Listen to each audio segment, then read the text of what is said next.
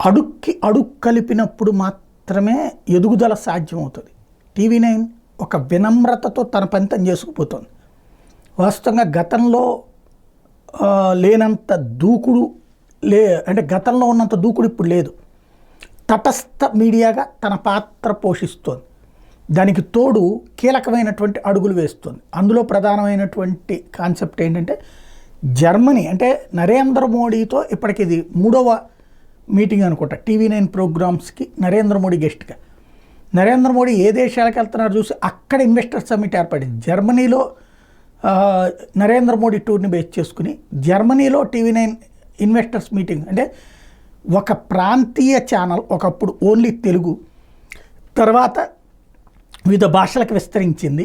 Second Karnataka, ఆ తర్వాత కన్నడ దగ్గర నుంచి వివిధ భాషలకు విస్తృతమైంది.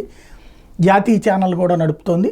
అయితే జాతీయ ఛానల్ అంత ఇంపాక్ట్ ఏం లేదు. యాక్చువల్గా చెప్పాలంటే తెలుగు, కన్నడ ఫుల్లీ సక్సెస్, గుజరాతీ ఇట్లాంటి పర్లేదు, నాట్ బ్యాడ్.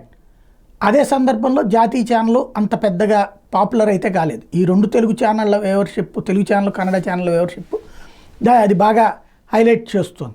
అయితే ర్యాపో మెయింటెనెన్స్ బాగా చేసుకెళ్తుంది.